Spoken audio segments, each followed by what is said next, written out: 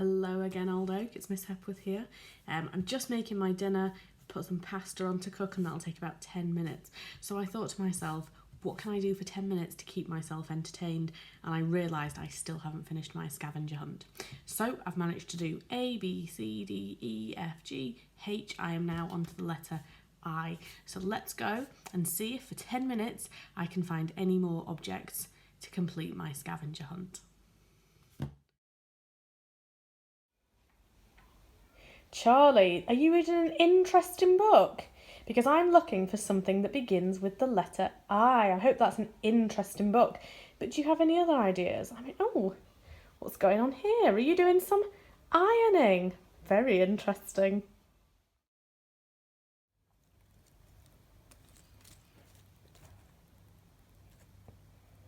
So I came looking for something that begins with the letter J, the J sound, and I found a jigsaw, and I can see that Charlie, have you just started your jigsaw? And I can see it looks like it's a picture of London. Now it looks like you have lots of pieces. Let's see, you have 1,000 pieces to do. Do you think you're going to be able to do all of that?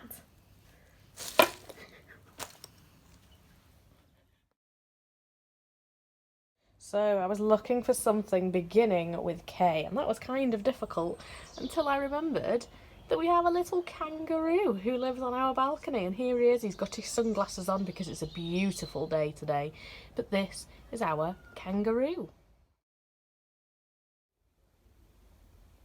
I've come looking for something that begins with the letter L, and I can see that Charlie has left his book, but I wonder where Charlie is. I hope I haven't lost him. But it looks like he's up here on the ironing board playing with his Lego. Lego begins with the L sound, although I'm not sure that's what an ironing board's supposed to be used for, Charlie. I am in the kitchen looking for something that begins with M, and then I remembered I have a microwave, and you can see on my microwave here I have a picture of me and my big brother, and then there's a picture of me and Mabel. Mabel begins with an M as well, doesn't it? So I have a microwave with a picture of me and a picture of Mabel, and then up here it looks like there's a book. And what's this book called? This book is Mog and the Granny, and Mog begins with M. So let's have a little read of the book Mog and the Granny. Mog and the Granny by Judith Kerr. One day, Mog was waiting for Debbie to come home from school. Mog always knew when Debbie was coming. She didn't know how she knew. She just knew.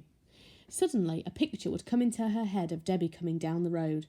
Then she would go to meet her. Debbie said, "School's all finished for the summer, Mog. Isn't it exciting?" Mog said nothing. She didn't like things to be exciting. She liked them to be the same. Inside the house, everyone was excited too. Mrs. Thomas was packing. Mr. Thomas was looking for something important. Nicky was dancing and singing a song he had made up. "We're going to America, where the skyscrapers are. We're not going by train, but on an aeroplane. We'll see all the sights, and it will be very surprising, because they have their days when we have our nights." Debbie said, "You can't come, Mog, but you're going to a nice granny's house. She'll look after you till we come back." Next day, Mog went to the granny's house. The granny was old with very thin legs. First, Mog thought that she had 3 legs. Then she saw that one of them was a stick. Debbie said, "Goodbye, dear Mog." The granny said, "I'll look after Mog, and she'll have my Tibbles for company." Mog thought, Tibbles? Nobody told me that there would be another cat. At least he sounds quite small. Tibbles had been small to start with, but then he had grown. "There's a little friend for you," said the granny. Tibbles liked surprising people, and he liked Mog's basket. The granny said, "Don't be silly, Tibbles. Let Mog have her basket, and you can sleep on my bed." Mog sat in her basket, but she couldn't sleep. She thought of her house. She thought of Debbie. Suddenly, a picture of Debbie came into her head. Debbie was in a high place, and there were even higher places all around. It was all too high. Mog didn't think Debbie should be there. "Whatever is the matter, Mog?" said the granny. "You'd better come and snuggle up with us." A few days later, the postman brought a card. "It's from Debbie," said the granny. "She's been to the top of a skyscraper." Mog thought the card smelled of Debbie. Tibbles didn't have a card. He had tea in a saucer instead. He was very fond of tea. Tibbles had an open window instead of a cat flap. He had a yard to play in. Sometimes Mog and Tibbles played together. Sometimes they chased each other. Sometimes they liked each other. And sometimes they didn't. The granny gave them nice food to eat.